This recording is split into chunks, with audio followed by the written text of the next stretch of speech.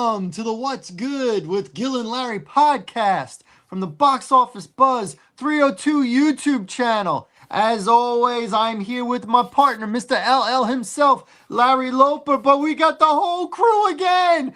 We got Michelle Chaffatelli, we got Matt Shackelford, and we got Kelly Crishu. Did I get it? It's close enough. It's Creshu. All right, close enough. Thank you, It's a Matt. little game we play because I know I could say it perfect, but I kind of like being just a little off. Not really. I'll get it right. We are doing our third annual Christmas special spectacular. Thank you all for being here. It was 3 of us 2 years ago. Then last year it was 4 of us. And this year it's 5 of us. And it's going to be the best one ever. This year it is our top 5 Christmas traditions with a little bit of, being personal. Jazzing it up, being a little bit personal when we say it. If you got a personal story or something that makes it a little different, we'll get into that. So it's going to be top 5. So I will start it off. Then it will be Michelle, Larry, Kelly, and Matt. You will end each round. All right. Are we ready, guys? Are we ready? Oh man, is that what we're going to be, Gil? All right. Let's get excited. Let's start off with number 5. My number 5 to start off Christmas traditions. When I start getting into the spirit, it's the Christmas music.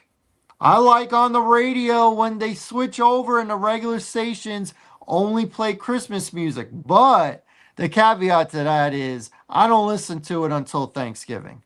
I'm not going to go 2 months right after Halloween to listen to Christmas music every day. I'm going to wait a few weeks. I'm going to wait till that 3rd week in November before I start listening to Christmas music, because then I'm really into it. Like that Thanksgiving week, I'm into it.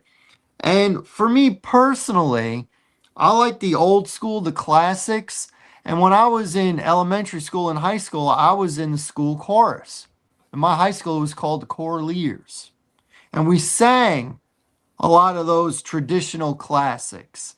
And the band played a lot of those traditional classics. And then together, they would play and we would sing, and it was awesome. And I did it for 4 straight years in high school. I did it my last year at elementary. So I guess it was 5 years in total. But yeah, it brings me back.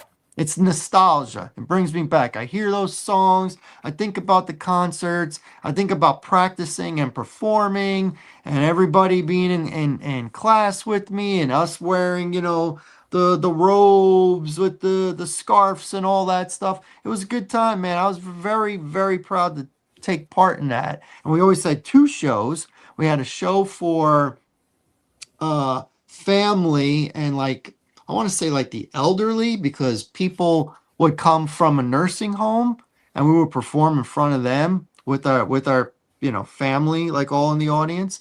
And then we had a second one for just the students and faculty. That one would get a little rowdy, I gotta say. It would get a little rowdy. They'd be singing and people be dancing. And yeah, man, it was a good time. It was a good time. So my number 5 is the start of the Christmas music. Starts to put me in the spirit, makes me think about singing and performing when I was a teenager. Michelle, your number 5. Let's kick it off. My number 5, I put decorating the tree. It's one of those things that you always kind of think, I don't want to do this or whatever. But then once you start doing it, you're like, oh, I'm really enjoying this. And then it's kind of just calming. And also then a lot of decorations you might have memories of, or even silly decorations that you're like, oh my God, this is, R2-D2 or so it's just one of those things that you kind of forget how much it's a good thing until you're doing it again every year. Do you put up your tree by yourself? Is it a Michelle thing? Well, everything is a Michelle thing right now. I got to do everything myself. But nobody But, like Kelly doesn't come over and help you do your tree, and then you go over her place and you help her do her tree. There's none of that, or you're I putting mean, all the I hadn't branches really, actually, I together. hadn't even thought about like having friends come over and help because in a way that would be fun. But In What? a way. Yeah, in a I way. just try to, I do a lot of stuff I do right now. I do because of like my mom being kind of in the condition she's in. I make sure I, get everything done so that stuff is like nice for her. And then, so sometimes you kind of forget like you're doing stuff just because it is nice because it's Christmas and whatever. And that's why I think that was part of the reason that came to me as a number five, because you're like, oh, once you're doing it, you're like, oh, this is nice. I enjoy this. But everything becomes like I Mhm. have to, you know, for a lot of people, I would imagine for moms with little kids Yeah. too, it's like I have to. And then sometimes you forget to enjoy it. Well, why don't we do this? So you don't have to do everything all the time. Why don't we say tonight that a year from now, you're going to put up your tree on a Saturday? You'll make a date of it, and we'll have like I don't want to tell you how to spend your money or what to do with your free time, but why don't we have like a Christmas party at your house That'd be revolving great. around putting your tree together? It's a good I'll idea. go. I'm I'll game. Yeah. go. I'm I'll game. get I'll get I'll A get Mary virtual to Christmas go. party? Same. I mean, I'm tall. I can put the topper on. Yeah, you got you, Right. man. Yeah, we'll put Matt on Larry's shoulders, and Matt and There because you Dude, go. Larry's very I tall. always forget that Larry's like 6'13" until Oh, I see him in I didn't know he person, had a and I'm 6'13", Matt. I'm, I'm always like, oh yeah, I forgot. Yeah, it'll be funny, and then he can put you like above the fireplace, and it'll be the elf on the shelf. There you Yeah, go. Dude, Let's yo, find man, out. you gonna leave my man Matt alone, man. What? I'm You not gonna leave him making alone, fun of him. man. It's just, hey, listen. Matt is a good-looking guy. He's the youngest one here, and he's got a very good skill that pays him decent money. That is Very something good. I don't have. I don't oh, have. don't be too hard on So yourself, Gil. I'm not being hard. I'm being realistic. I mean, the only thing you don't have going for you is you're not as tall as us. That's fine. That That's is great. true. That Well, is. when we're all dead, you're gonna have another 25 years on You right us. about So, that, Matt. I mean, so While that's we what I while we keep kick the hearing. dirt. So. now I don't know how great life's gonna be those last 25 years, but it is what it is. All right, Larry, LL, what is your number 5, sir? You know, when you shot this out, Gil, first, and for Mhm. me at first, I was like, man, bro, like, disclaimer, I haven't really celebrated Christmas since I was 14. You know what I Mhm. mean? But religious purposes, things of that Mhm. nature. So I had to really dig deep to when I was a child. You know what I mean? With my mom's certain things Mhm. she did. Because she's still into it, my mom's into it, my pop's still into it. Sure. So I had to really call her and be like, hey mom, what did we certain things kind of jar the memory of Mhm. that time, right? And man, she brought something to light that I dug. I said, you know what, we did do that. So my number 5 was the decorating of the house. Because every time this season House. came around, my mom would change curtains, put out the Mhm. little Christmas like mats, the plates. She went hard, man. You put the stockings up. Mhm. We always had like the nut bowl with the peanuts and the mixed nuts. And then you had the Mhm. candy bowl, the Christmas candy. Then you had like fruit. And she was into lights and ornaments. So that was a big thing. Like she really made the house very festive, Mhm. and to this day, like she has sent me a little video she done when she had redid her place down where she's at in Georgia. Mhm. Mind you, snow popping in Georgia, so you really Right. gotta be in the spirit. But it just brought me back to my childhood. I remember that time, man, because she had this big box, the Christmas box.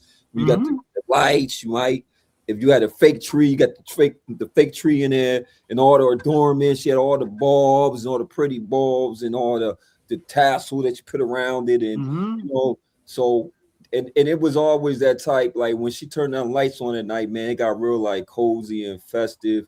And if you had a fireplace, which we didn't have, obviously I'm in the city, we didn't have all that.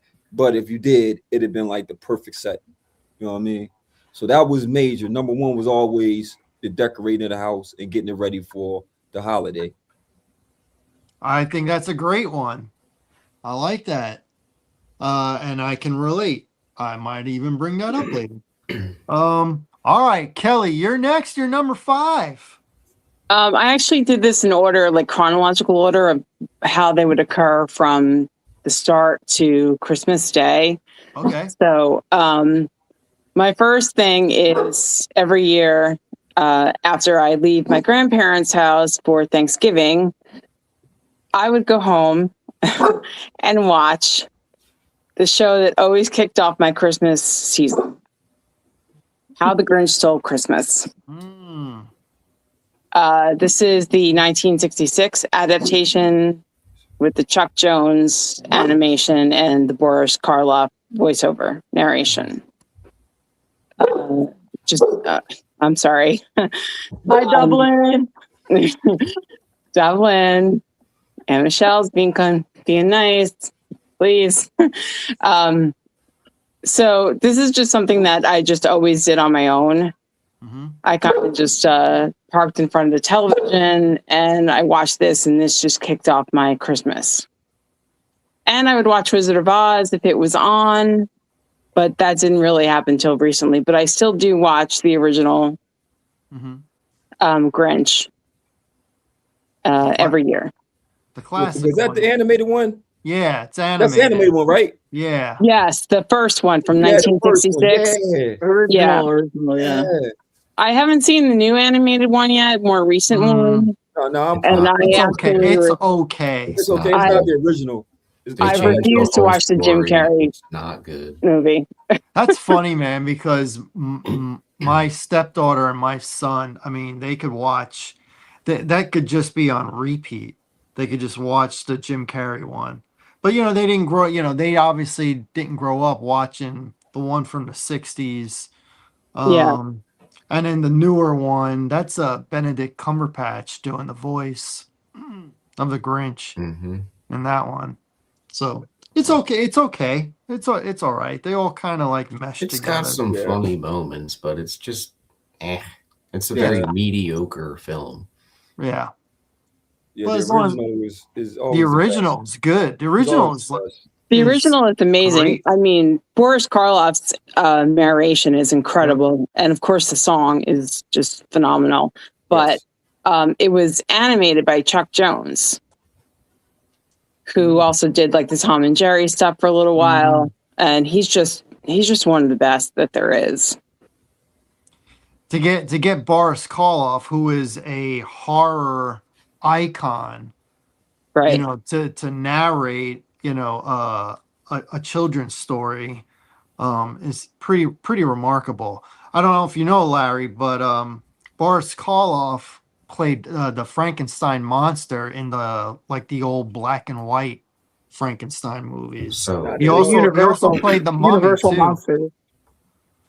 He also did a movie called Mad Monster Party, which is an animated movie from, I believe, early 60s, and it's about Halloween. So if you like the stop motion movies like Rudolph and Year Without a Santa Claus and Jack Frost, it's the same team basically, but Boris Karloff he's like the main guy, and he's the host and does the voiceover and stuff, and it's really cool to watch. But this is Christmas, so Right. It is Christmas. I might still watch it. I might cheat. I might still do it. All right, Kelly, that was a good one. All right, Matt, let's finish off the number 5s. Oh, the 5s. The Quints. So my number 5, and these are in no particular order. They're just 5 of the traditions, saying that number 5 is normally my grandmother makes butter cookies and chocolate chip cookies, but she's got this recipe for butter cookies, and every year she makes them. She packs tins and she sends them to and it's ever since I had cognitive awareness as a human, that's all I remember is okay, there's Christmas decorations and grandmom dropped off dozens and dozens and dozens of these butter cookies, and it was like, it just, the taste of them and just like the look of, I don't know, it's just like nobody kind of makes them like she does. So, and to this day we still get them. And it was a couple of years ago, she was like, all right, get all the excuse me, all the ladies of the household together, and she's like, I'm passing on the recipe of the butter cookie. So she was like, no, none of the men were allowed there. She had like my sisters, my mom, my brother's wife, and all them kind of get together, and she was like kind of passing on the legacy. So now it's cool to kind of see that like a few more people kind of start bringing them in, and it's just like, it wouldn't be Christmas without it. And it's kind of weird because it's like a signature, like there's so many, you just grab some for breakfast, you eat some after dinner, and it's just like, it's Christmas, I love that. How come you don't bring them into the shop? Because I like them. Oh, selfish. Selfish. Oh, I like that. The butter cookies. Were they able to duplicate it like your grandmom's? Because it's hard to duplicate that. Even though she might give them the ingredients, it's kind of hard to duplicate it. It's hard to duplicate. You can taste the difference, but it's close. Okay. It's close, but it's not the same. Nobody takes the time. Yeah. That she would take. Everybody's like, all right, just get it in the oven, Yeah. Microwave era, man. I go everything microwave, man. Everything it's got to be quick. It's got to be right now. Yep. Well, look at my house. We just take that log of Toll House and just slice off discs of it and put them in the oven. Cookies done. Right. My son just made cookies today. He did it with the scooper. Oh man. Yep. Yep, it's on I got a picture on Facebook. Put it up today. All right, I will kick off number 4.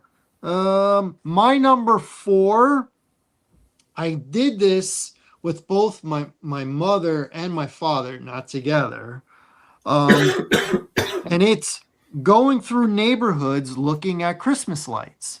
Okay. So with my mother, because it was a different part of New Jersey, we would go through like we would walk through the urban area, and people would have the lights like set up on like the outside of their window frames. And then they would have like the curtain open so you could see like the Christmas tree through the window and stuff like that. A lot of apartments, you're limited on how much you can decorate on the outside. And then, if you went past like a Victorian kind of house or something like that, then, they would have it, set up pretty well. But we saw a majority of apartments being, lit up and things like that. Now, when I did it with my father on the weekends, we would go through neighborhoods of houses. And the houses, they would have their trees or their bushes and their front door and stuff like that. So it was different. I liked both. It was grander with my father, going with my father, because it was the houses. But you really got to take your time when I did it with my mother, because we walked it versus just driving through the neighborhood and, oh, look that, and and you're by it within 5 seconds and stuff like that. But I liked both. I think and I still like doing it as an adult. I do it with my wife, do it with the kids. The Nabisco factory is not that far. I don't know if you've checked that out, Matt, but you go to the Nabisco factory in Maryland, and it's not too far from you, and you can drive the whole grounds, and all those big trees are covered in lights. The kids would love it. Maybe your youngest one might be a little too soon, but the other one, he's right about there where he would enjoy it. So yeah, get GPS to Nabisco factory, and it'll be easy because there'll be a lot of cars in front of you, and just get behind them. It takes like, I don't know, 10-15 minutes to go through the whole Nabisco factory grounds, but the trees are big and they're all covered in lights. Like, not like, I mean, it's got to be like 2,000 lights per tree. Yeah, they are covered. Oh yeah. Oh yeah. It's real nice. Real nice. And it's not too far from you. So Hey, it's Gil, good. you ever see the Longwood Gardens when they do the winter I festival did night? not. My Mhm. my Oh, my that joint wife different. Mary, she went a Yeah. few years ago and she didn't recommend it because she said it was freezing. I remember as a Freezing. kid, they did it for one of them field trips one time. Mm-hmm. Yeah, when as kids, you know what I mean? You Mm-hmm. know, for us as kids, it was great because we wanted to get out of school. Mm-hmm. So I don't know, this generation a little bit different. They're never in school. They want to miss school because they always home. You Mm-hmm. know, you got a kid, you know they always home, bro. Yeah. Um, Yeah. yeah, Matt. He Wanting to always do home. their own thing. Yeah. Yeah, no, I mean, I've been to Longwood Gardens. I just didn't go for the Christmas. Oh, I went in the lights. summer. I Well, mean, you gotta it's a like nice pick your place. night. You gotta pick your night where it's gonna be like 58 in the evening, maybe early in December, and then you gotta stop at all their little like cider and cocoa stands along the way to keep your hands warm. Yeah, yeah. I mean, I would do it, but I don't think Mary wants to do it again. Oh So yeah, I I would have think to it blew find her, right? somebody That first else. experience. I'll take a couple of the kids. That's fine. It's no big deal. Yeah.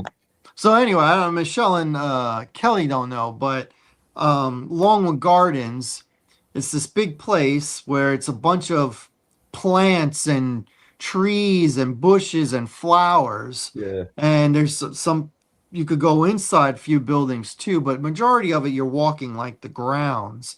And it was owned by the DuPonts. Was it? Old money, yeah, it was the DuPonts. They sold it, but it was theirs. And then there's a video inside one of the buildings, and it shows how the DuPonts purchased it and how it evolved over the years and stuff like that. So I went there once, and I would go again because I like flowers. I do too. So plants are okay, but I like flowers. So, and you got all these different kind of flowers. Side All right. note, Rich and I cut the guy's hair, and he actually lives in Texas, but he comes over here quite often because he supplies Longwood with their orchids. He called himself the Orchid Man. He says, Man. I grow the most and the best orchids in Texas. Wow. So much so that Longwood orders his flowers. So he brings them all here, gets a haircut, takes them all back. Not all the time, obviously, but when he makes deliveries, he gets a haircut, and it's pretty neat. I guess he was in line. It's like Elf when he's like, "Congratulations, world's best coffee! Congratulations!" Yeah. I mean, That dude, he should have a mug that says "Best Orchids." He likes talking about it. well, you But can probably go on a orchids- website Good and orchids. check it out. Good orchids. Orchids are nice, white orchids. All right, I did my number 4. Michelle, Yes. you're number 4. So my number 4 is Christmas music. Oh, I'm with you, Gil. I really like it, and I really like it to start day after Thanksgiving. mhm. I do think there's a lot that starts too early these days. It's like the day after Halloween, people are starting too much Christmas stuff. Mhm. We do live in America. Let's not forget that. America has a holiday in between. A great Which holiday. I find I funny love because Thanksgiving. how a lot of Americans are so pro-American, you would think they wouldn't do that, but hey. And so that's like one of my pet peeves is that people get, November 1st, it's Christmas. No, Yeah, it's yeah. not. No. Yeah. And but I do like hearing the Christmas music, and like there's a lot of good stuff. I'm with you. I like a lot of the old stuff, but I like a wide variety. I mean, I guess I like a wide variety in general anyways, but there's a lot of stuff Christmas music wise too that I don't think you necessarily maybe would like that artist regularly, but their Christmas song might be like phenomenal. And it's a good vibe. I Definitely love the classics. I like hearing like the record like cracking, Mhm. in the background, like Yeah, the Bing Crosby kind of yes, music. Yeah. or Yeah. I want a hippopotamus for Christmas, Yeah. and things My like that. nephew loves that song. I love that song. Some of the newer stuff. I'm not, and he's a good singer, but I don't know, man. I'm not feeling Michael Bublé. I'm just not feeling it. I mean, he sings so many Christmas songs, but Mhm. I'm not feeling it. By Got the that way, buttery voice. do you know what the biggest selling Christmas song is? Of all time? Baby, it's Well, cold outside. no, that's a good guess, Oh man. It but should be no, White Christmas. it was White Christmas. White Yeah. Christmas held that title for a long time, but it is no Please longer. tell me it's not what I think you're going to tell me to surpass it, because then I I- might just have to slit my throat. You probably It's should Mariah hide. Carey, isn't It's it? Mariah It Carey, ain't it? is. I knew he was gonna say it, bro. It Mm. I knew he was is. gonna say Mariah Carey. I knew it. I knew it. She's- Are you gonna slit your throat now? Yeah, I'm Michelle? That's gonna. where you was going. Okay. Yeah, I thought so. It's funny But- because it's like I actually like the song, but I think it's taken on like a ridiculousness. Like I've never seen any other It's Christmas become song. its own personality. Like, Yeah, Yes. like It has. It really has. It really has. And I'm It's a be- total agreement, man. I'm with y'all, man. When I'm in that mode, that's the mode of like the Big Crosby, that Mhm. mode. yeah. That's what I'm used to, you know what I mean? 'Cause That it's feels a different Christmassy spectrum, though, man. you know, Bing Crosby, Yeah, Sinatra, yeah. Sinatra's Sinatra. Christmas. It feels It just feels it's like When- a warm no, blanket it's- on your soul. when- Yeah, there you're- you go. That's a when- great analogy, bro. It's like having a blanket on. It when is. you're Oh. driving and you're like, man, it's winter, it's almost winter, and you got a hot drink, whether it's tea or coffee or something like that. You turn on the radio and you hear Nat King Cole getting ready to sing. Yeah. You're not changing it. You're not changing the channel. You're gonna Mhm. hear it. You're gonna hear that, chestnuts roasting on that's an a open fact. fire. Oh my gosh, you're gonna take a sip and you're gonna with a smile on your face. Hey, Gil, Right? Am I right? Hey, Gil, you can't be doing the musical notes. Mary got on you about that, man. You can't be doing the musical notes, man. She got on you about I'm gonna tell you what I told her, and then I'll tell you what she told me back. When you tell me I can't sing, I remind people I was class singer in 1994. And then her response is, it's no longer 1994. So Yeah, sounds like a good retort. Well, you Yeah. know what's interesting is even with that one surpassing it, when is that from? The very early 90s? no, it's I think it's like- 1995. yeah. It's 30 years this year. So- 30, Okay. 30 years. That, I mean, even with that surpassing it, it's 30 years, because I was going to say there's nothing that has come out new Christmas wise Mhm. that I think could even come close to the old stuff. That's a Even fact. if you didn't go back to like what we're talking about, if you only went back to like 70s and 80s, because there was some great 70s and 80s Christmas music, Oh yeah. but I feel like the stuff that they try to do now is just too, it's just something off. Mhm. I agree. It's not, it doesn't sound authentic. Authentic. Well, that's Yeah. what it is. There's no heart and Yeah, soul. there's too into it. much It's just- production it's just- behind it. Like, It's Yeah. generic, like put these keywords that sound Yeah. Christmassy, put jingle bells in the background and chuck out another hit. And just, it's not What- somebody sitting down thinking about what Christmas means to them and putting meaningful lyrics, sitting down, making an arrangement. And then Right. like, it's just, people don't do that anymore. It's What like about the Dropkick Murphys? Their Christmas song. I think it's pretty good. I don't think I've heard that one. Oh, I don't it's know if pretty I've good. heard that, and that's surprising for me. All I can think about in my head is shipping off to Boston when you That's, see Yeah. Dropkick well, Murphys. that's their main hit. But no, they got a Christmas song, and it's pretty good. And it's about drinking and not wanting to see your uncle and stuff like that. Yeah, check it out when it's over. YouTube it. That's all. Yep. Yeah, I forget the name of it, but just do Dropkick Murphys Christmas song. But like, when is I'll that make a from note. too? I mean, that could be from the late I- 80s, early 90s. Nah, I think it's gotta be I from think it's 2000s. I think it's like 2000. early 2000s. Yeah, I'm pretty sure. Yeah, see, there Don't are hold some- me that's on to my that. Christmas Carol Don't list. hold me to that, but I think it's less than 20 years old. because But also, like, out the as much as old, I just said everything I said, the Mariah Carey is a good example because, like, I thoroughly do not like her at all, like musically at all. All right, I think she's all my garbage. notes. But You got it? Yeah, it the is a season's Christmas upon song us. that I've always liked, although now it's been just ridiculousized and I don't want The to hear it. season's upon us. Yes, I think that's it. Well, I mean, look at Last why do you Christmas. why It's do you one of not? the greatest Christmas Yeah. songs ever. Look how many And- people have covered Last Christmas. Yeah. And not only that, like Taylor Swift just did it. And I don't have anything against Taylor Swift. Okay.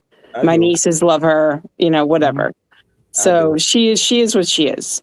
Yeah. But the version she did is just awful. And I think just because it's so hyper like stylized and so it's not, like I was saying, authentic at all. I agree. I like Taylor Swift. I did not like her covering that song. You know, it's interesting you bring up Last Christmas because I see that become a thing where people are like, oh, Whamageddon every year. And I'm like, I'm sorry. I hear Mariah Carey song more than I hear Last Christmas. So let's have a Mariah-geddon, not a Whamageddon. Like, I think it's weird that became a thing because Mariah's song is just thrown down your throat lately. Well, Like, the thing, I don't feel like the Wham song is like has the same type of like overplay as, even though it probably does, it doesn't have the same, like, I guess on me personally, it doesn't have the same effect on me as hearing Mariah Carey's song over and over again. right. And that's it also came out. And I love it decade too. before. And of course, not her version though. Well, there is a way better version. Yes. And for America, this is our opinions. Don't kill us because we're not saying anti-Mariah. We might be anti-Mariah, but I'm just saying, if you could go into history, we implore all the younger people who was born before, I don't know, not disrespect to you, Matt. If you're born before 1980, you would understand what we're talking about. Anything beyond that, man, you won't understand what we're talking about because you are not gonna go that far and dig in the crates. Because how many these new age parents are really playing that far back? We grew up with parents that actually grew up in this, probably 60s, 50s, and so they carried on the tradition of them, them traditional songs we're hearing. Where nowadays they're trying to get it out the way, man. And bring this. Not only that, there's something with the younger ones where, like, I always knew whether it was that my parents did it or not. I always had an awareness of things that came before. Yeah. And I don't think the ones these days do. And it's very weird. And I think part of that is because we didn't have, like, they'll just go on and be like, oh, I want to hear this one song and look it up that way. Indeed. Like, where we had to kind of listen to other things or filter through. Yes. And so whether it's the music or other things, I just feel there's a lot of stuff that they're very unaware of that we may not have known a lot about or only heard it once or whatever, but we had an awareness. Now everybody's got all this accessibility. If you want to hear a song, you just grab your phone, you hear it twice, and then you're good. When we grew up, we had to listen to the radio all day to hopefully catch that song. Yeah. Or we had to, do the knob to try and go through a couple of channels that were similar to each other. So, okay, it's not on this station. Maybe it'll be on that station. Nope, let me go to another one. All right, I'm going to have to go back to that first one. So you're going between 3 different channels, try and get it in clear to hopefully catch that song. That's what it was for any song that you like. Now, I mean, you just ask Alexa, play, whatever, and you just got to be specific on which version. That's it. Yeah. But yes, I mean, they're spoiled. The generation is spoiled, and the next generation after that will be more spoiled. Yeah. I like between myself, Michelle, and Kelly, because we're all about the same age, and Larry, you're a couple years younger than we are. I like the fact that I was a young kid to an early teenager in the 80s, so I got to enjoy a lot of those corny, silly movies and songs and stuff like that, music videos. And then in the 90s, I became a teenager to, a young, man, like almost in my mid-20s. I really thought I was lucky to be born in the mid 70s so I can experience, because I don't think I would have liked being an adult, being in my 30s during the 80s, like I Yeah, did as a kid, as a 5-year-old to a 14-year-old. You know what I'm saying? no And I doubt. Yeah. liked how the 90s No doubt. changed, like music wise in particular. So I got to be a teenager to, to being 24 by 1999. And I felt like I was born, in my opinion, for me, at the right time in the mid 70s. Because I think if I was born 60s or 80s, I wouldn't have enjoyed a decade like I actually did enjoy. The 80s and 90s, I mean, I love the 80s and 90s. I'm between 5 and 24. I mean, that was the Yeah. what I'm Yeah, I saying? mean, think about it. It goes back to our movies, our musical taste. That was a good period, man. Oh, Like it yeah. really was. Like if you dig in the crates and actually go in that time period right there, it was a lot of stuff that we could, hang on to today, and that you can't duplicate. I don't care what you Hmm. shot it. You could AI it. You could I don't care Yeah. what you do. If CGI it. It is if I'm not if going I'm to in add my up to the original, 30s, man. am I gonna appreciate Pretty in Pink? Oh yeah, with Am I gonna yeah, appreciate The Breakfast Club? Am I gonna appreciate Fast Times at Ridgemont High? Well, maybe one part I will, but generally speaking, and it was the right time. I mean, I watched a movie that I thought was pretty good that I couldn't watch now. I saw Soul Man, starring C. Thomas Howell. yeah. See something else. You can't watch that Yep. movie now. No, not now. You can't. No. You can't tell somebody, Closer, oh, I just watched Soul Man and I kind of liked it. You yeah. know, Closer you're gonna get is Black is Tropical Thunder. Remember that one? Tropic Thunder, which is another movie you Yeah, probably can't really watch now. They yeah, can't make another Tropic Thunder. yeah. They can't. All Oh right. man, you talking about movies, man. It's crazy because you kind of segue my next thing that was traditional, and that is watching Christmas movies. So Oh, I always remembered it was a couple movies that we just knew it was that time because it only came around that time, and that was the clay animation of Frosty the Snowman, yeah. Rudolph the Red-Nosed Reindeer. Mm-hmm. It was always rotation. Then we had Mm-hmm. the Christmas story, which funny story, Gil. You know, my lady's from Ohio, and I Mm-hmm. actually went to Ralphie's house. You It's a told me. museum. I told you, right? Yeah, And I you told said, you yeah, right and you down the said street. if right across the street was the ghetto. The ghetto, right down the street. Ralphie grew up in the ghetto, man. I'm trying to tell you, man. No wonder he was a tough kid, man. He grew up in the ghetto. It was rough where Ralphie grew up at, man. Fraggle, But frickle, yeah, frickle, fraggle. yeah, it was real, man. It was real. But yeah, we watched that. And then as I got like in my teenage years, my pops always watch what you said ain't a Christmas movie, but A Wonderful Life. You say ain't a Christmas movie, but he did watch Wonderful Life. Well, Um, it's debatable that it's a yeah, Christmas movie. It's it, debatable. it seems always come around. It seems to always come out around that time, though. Mm-hmm.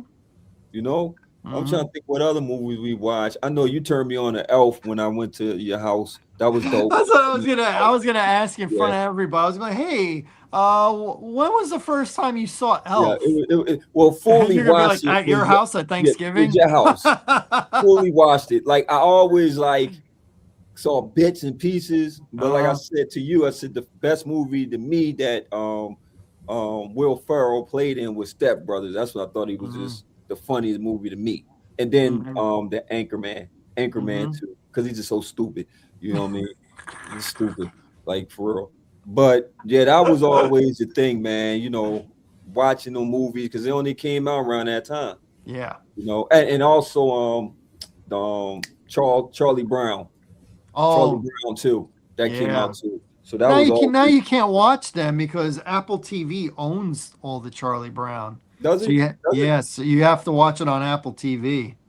Yeah. Yeah. Uh, So that was my four was always watching them movies as a child because that's when you just knew it was that time. You know. yeah. I love it. All right, Kelly. Okay. Four. My next one is decorating the Christmas tree. Mm-hmm. Always one of my favorite things to do. Although as I get older, like it's kind of a daunting task to do. But when I was little, we used to even make the popcorn and cranberry garland. That was like my job. I loved doing that, and I loved putting it on the tree and stuff. And my parents usually had either Christmas music or like Lawrence Welk in the background. And it was just something that I always loved doing. I'm definitely like the female version of Kevin in Home Alone. I have this thing for Christmas trees.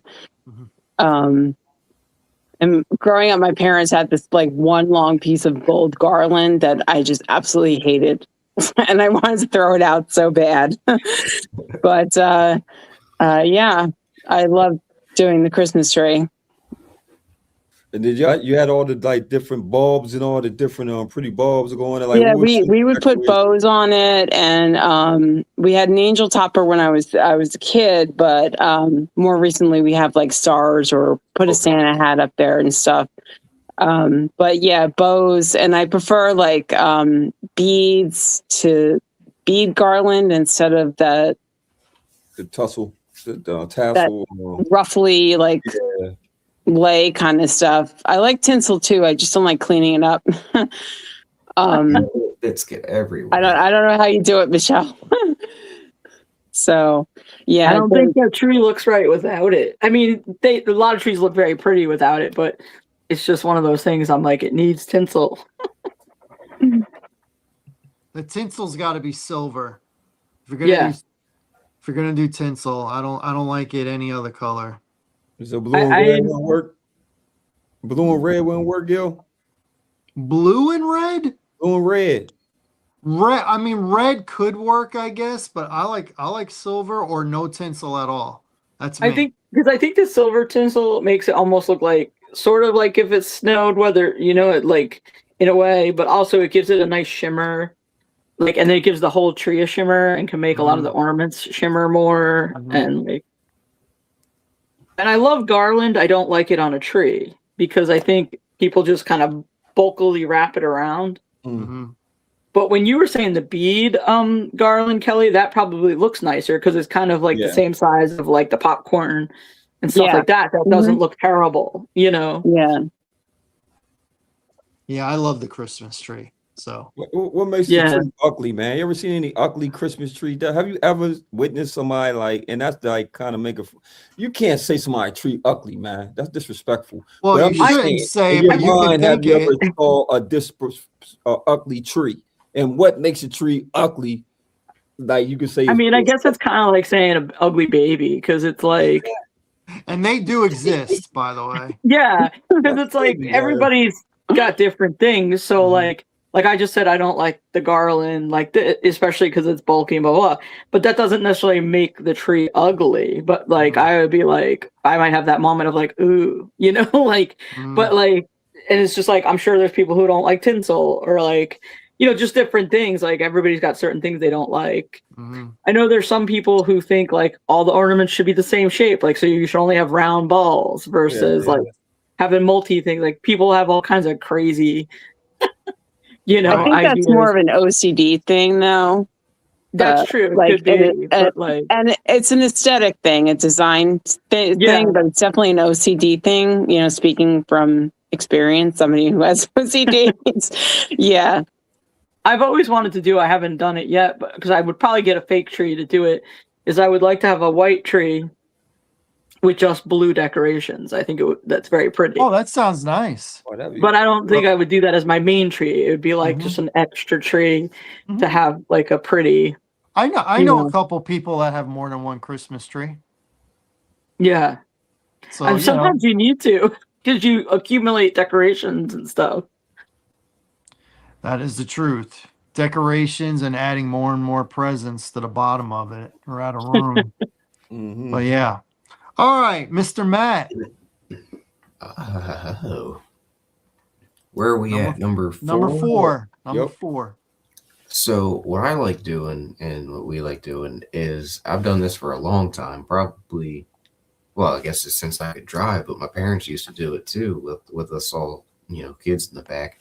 isn't, we going to like the big Christmas light places was cool, but we would turn it into hours of going through different developments, driving around, seeing like, oh, let's go in this one. Oh, there's big houses in here. Let's drive through here. And some people had the whole lawn done, and some houses had like projectors on them, and some houses were like you could interact with the stuff. Some houses had lights that were timed to music, and the songs would change, and the whole house would shift to something else. And sometimes you would just park there with a cocoa or something and just watch a whole kind of couple houses kind of do their little music show or whatever, and then you go to the next development, and then next thing you know, your head's on the window of the car and you're done. Parents are driving you home, and I do the same thing with my boys, and we just drive through, and they kind of just looking around at the lights, and it's just a fun time because it's endless. Everybody's houses are decorated. That's great. I mean, that was like my number 4. Well, That was pretty great. All right, let's keep it moving. My number 3, I'll start off the 3s, and it was already mentioned, and it's the Christmas tree. Now, for me, I have different versions, and I love them all. So, my mom's tree, it was funny. She liked the white bulbs. So it'd be the green fake tree with the white bulbs, and she would be the only one who decorated it. She would say that the tree is breaking. This will be the last year we use this tree because we're gonna have to get another tree. But every year she used the same tree. Every year it was like, oh, this is definitely the last year. But every year she used it, and we used to have colored bulbs on it. But then one year she tried the white, and that was it. She liked it with the white, and she liked it without a lot of ornaments.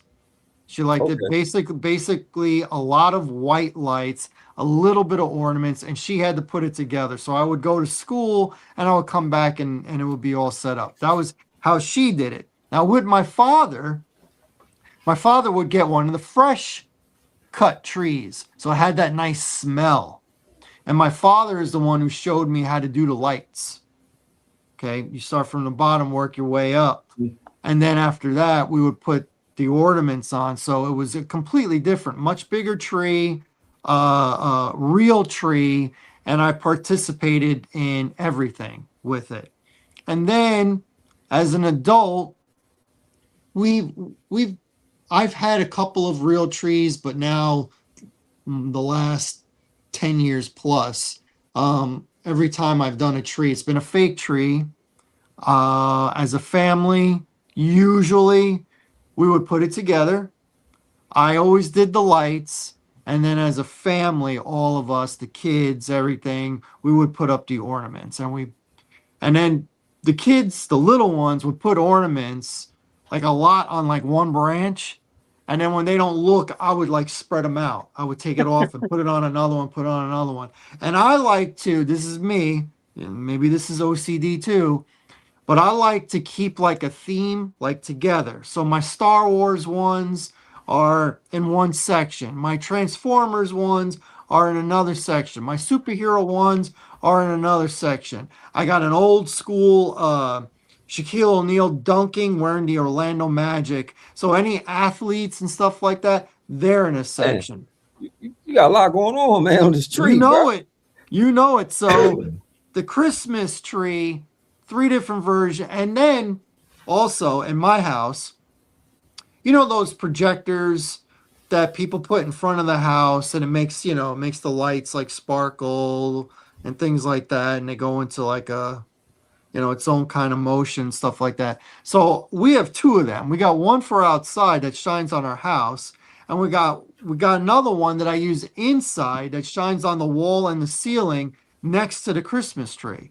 And then we got a light that it's like a disco light, but it's Christmas lights. It's just green and red. So I got the ceiling, the walls, and the Christmas tree in between. So at night, like, when I'm by myself and I'm drinking something, hot, I turn off the TV and I just stare at the lights.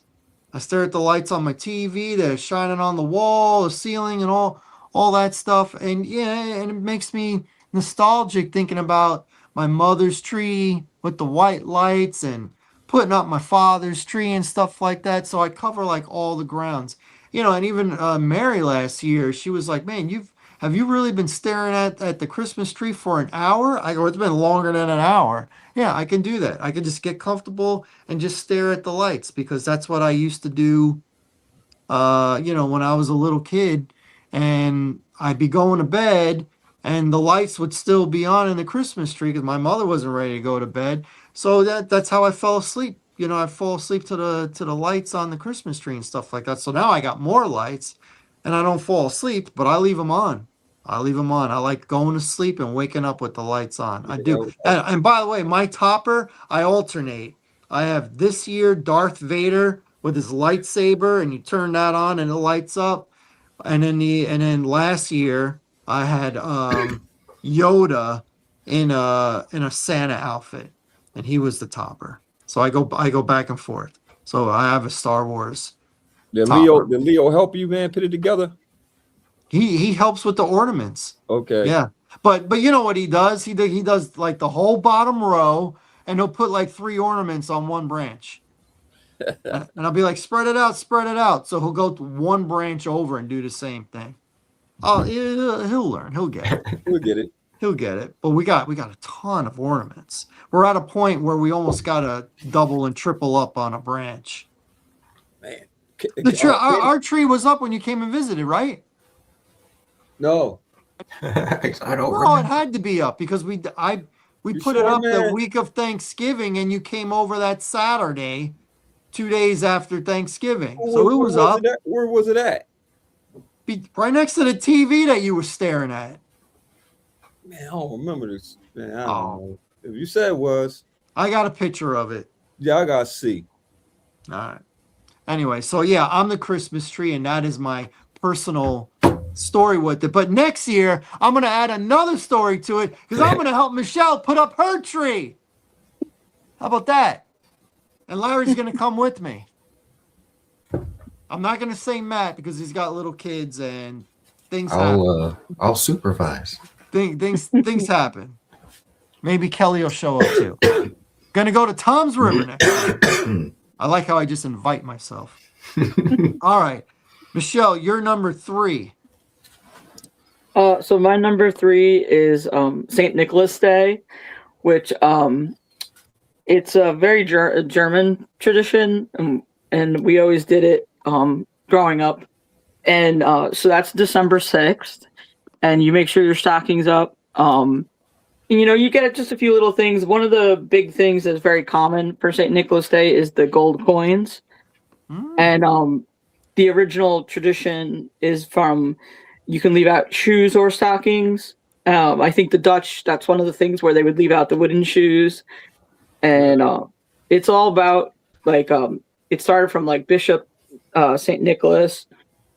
And it's kind of symbolizes generosity, and also one of the main things that they used to always put in was oranges. When I was growing up, a lot of times it would be just you'd get a coloring book and crayons and the gold coins and maybe something else.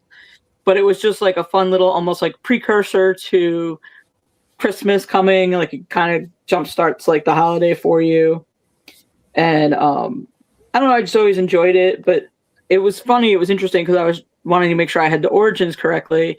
And it seems like there are a lot of Christmas traditions and stuff that come out of German heritage originally, which I was oh, that's very interesting.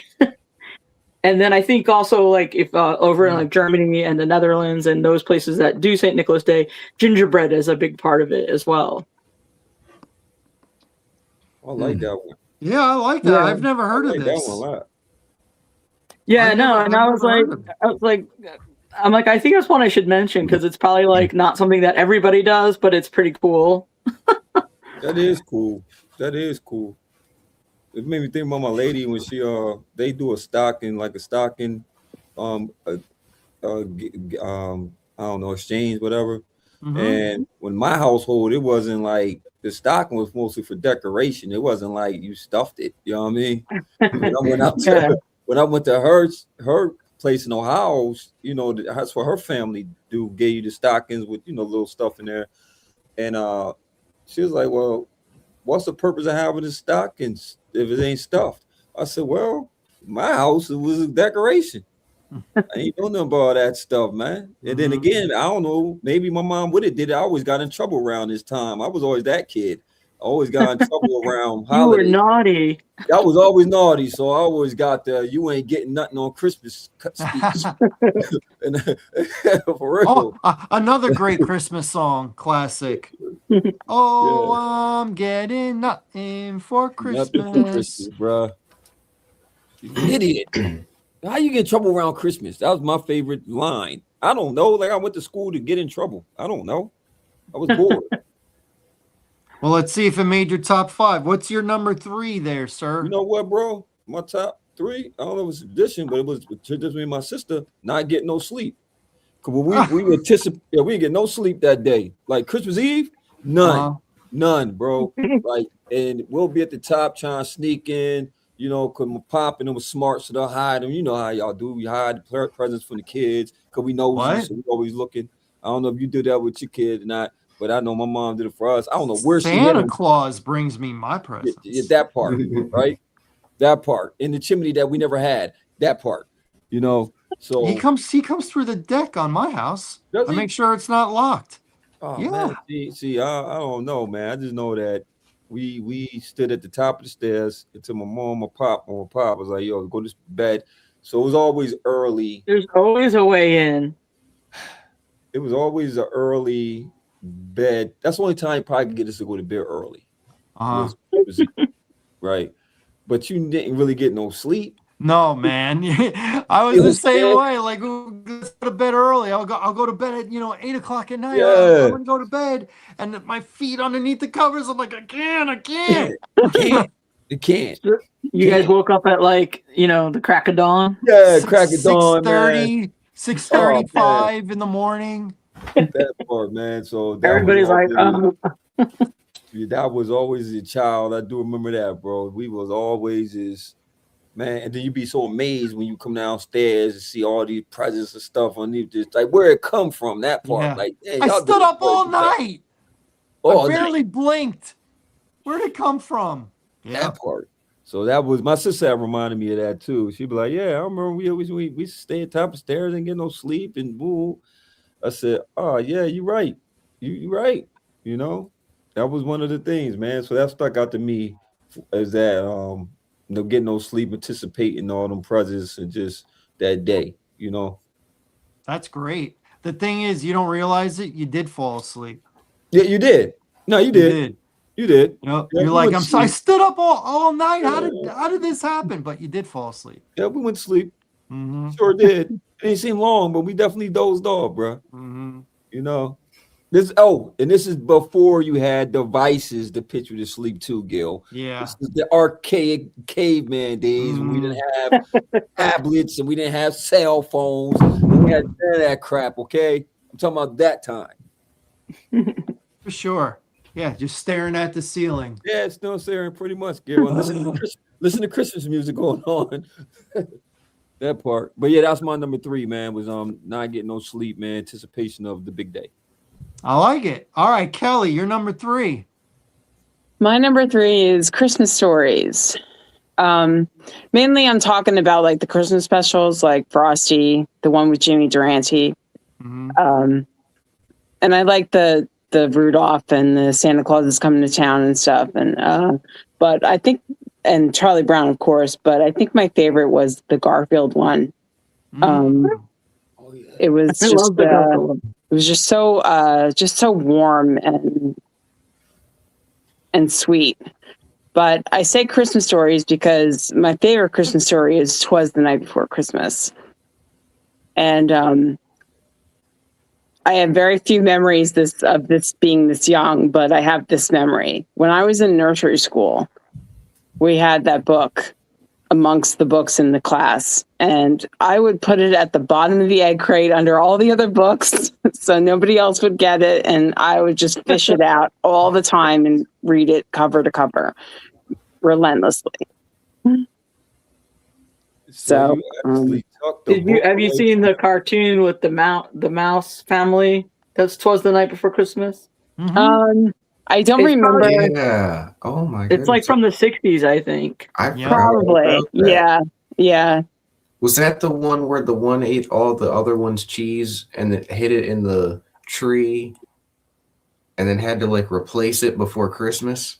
I know the one mouse kid, he was like questioning about Santa because he was like a Mhm. smart, like scientific kind of kid, and that's like part of the story. But it's basically like the book, but like of course they added Yeah. in some extras. Yeah. Oh my I God. I I forgot all think about that's that. the first time I ever heard "'Twas the Night Before Christmas" was that mouse special.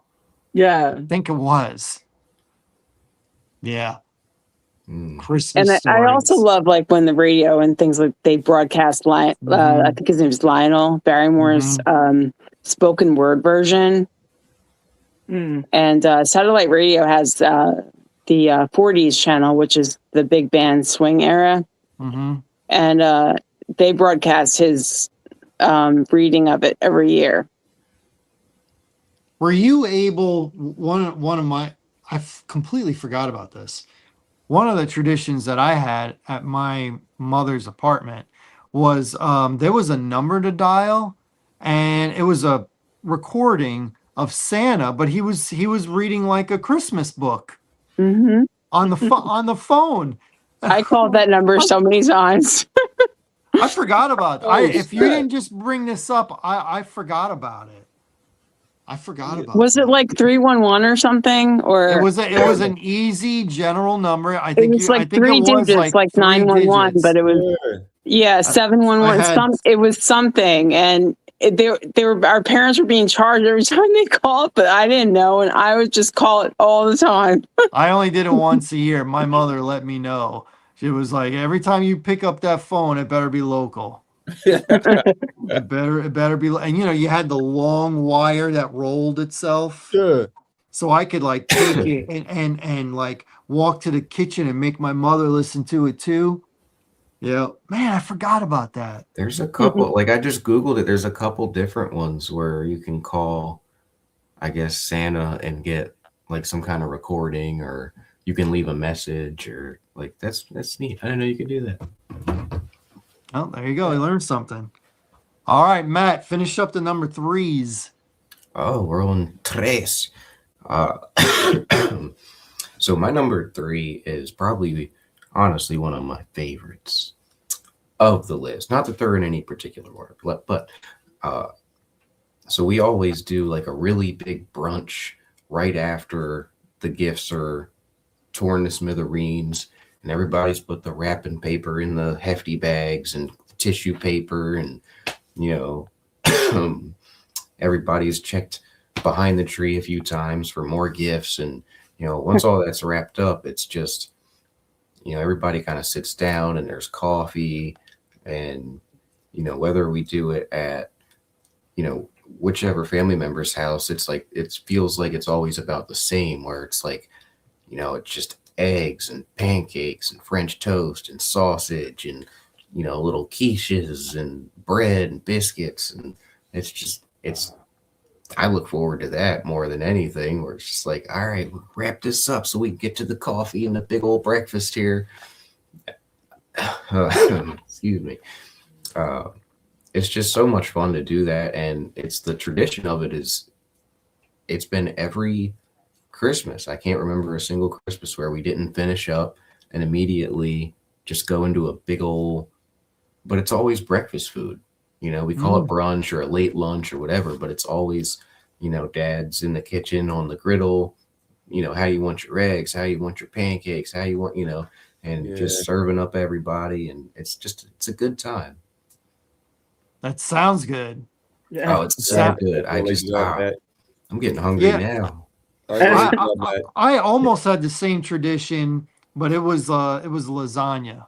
My mother always made a lasagna. If I was with her, because I split every other year. I was either with my mother Christmas Day or I was with my father.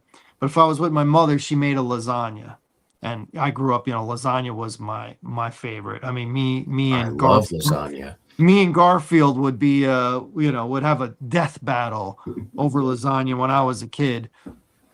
But yeah, so I could picture it. I mean, we didn't do breakfast food, but I mean, I love breakfast food. Yeah, who So doesn't? It's amazing. Hey, it's, Gil, did you have a preference when you was a kid to one parent? Like you like going over mom's more than you like going over pop? yes, I did have a preference. You want me to put someone on blast? No, we ain't gotta go there, brother. I was just I curious. mean, I'll do it. I I'll was do it just if Well, you I want to think- know. I think he means like the way you would celebrate wise versus Yes. which parent you would prefer. Yeah. Well, I'll just say this: both ways were good. Both ways were good. But as a kid in the 80s, Christmas Day with my mother was my favorite day of the year. Okay. Was my favorite day of the year. And my second favorite day of the year was Thanksgiving with my mother.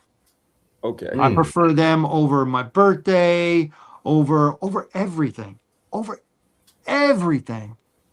Christmas with my mother, best day of the year during the 80s. 90s not as much because I kind of grew up, but and Thanksgiving. Incredible. And that's no slight on my father at all, because we would have Christmas in the morning at his house, and then we would usually drive to somebody's house and have lunch or an early dinner, that kind of deal, and that was fine.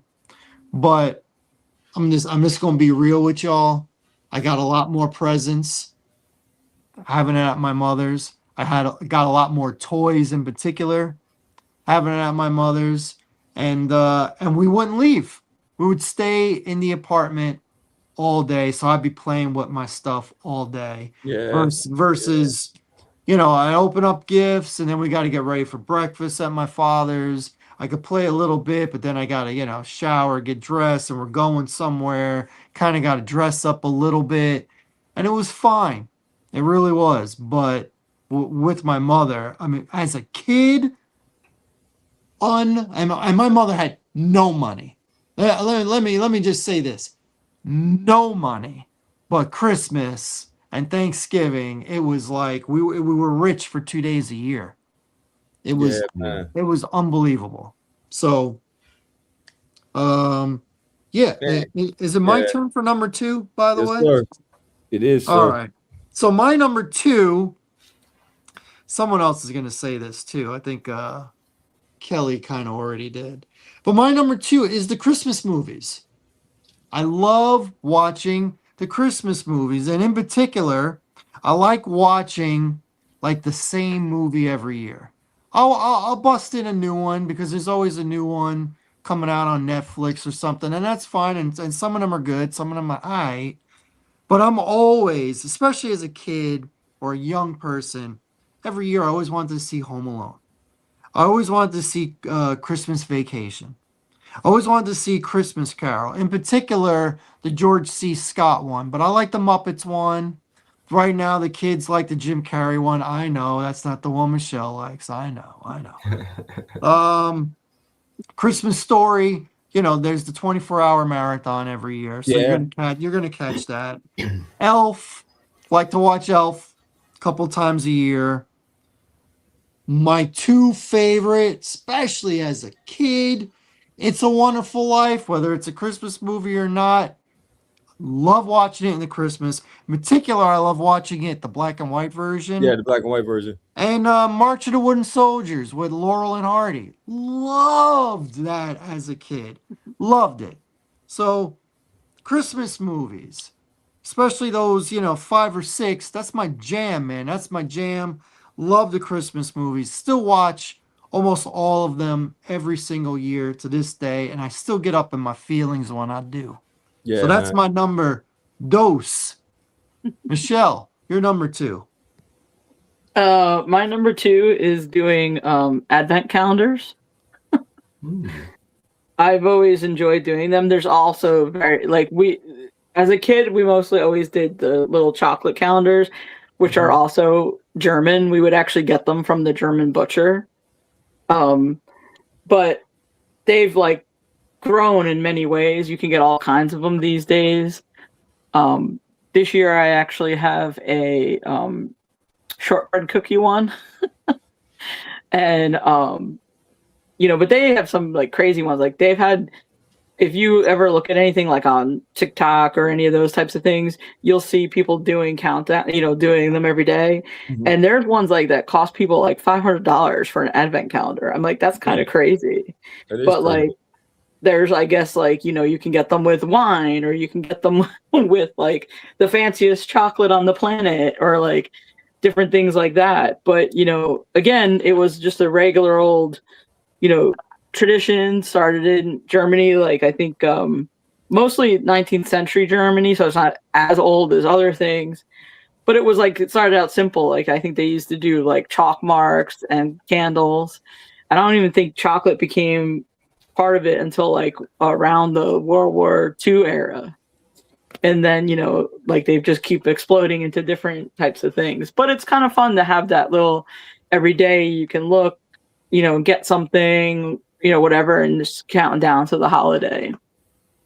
Oh, that's Yeah, dope. absolutely. Yeah, I love doing those. I have two of them at my house right now. My son and my youngest stepdaughter. They have one each. But I'll be honest, I never heard of it. The first time I heard of them and saw them was watching Bad Santa. When Billy Bob, was having like a hangover and he just destroyed one just to eat the chocolates out of it. That's the first time I ever saw that. Mm-hmm. Shows how, what I was missing. I'm not really a big chocolate guy like that anyway, so that wouldn't have been for me. Well, But I mean, as you gotta say, get the good there's one. different kinds, right? Yeah. So yeah. Yeah, That's I what, remember doing it as a kid, and we just had the ones with the chocolate in them. But Michelle got me this beautiful one that was Harry Potter themed last year. I still have it.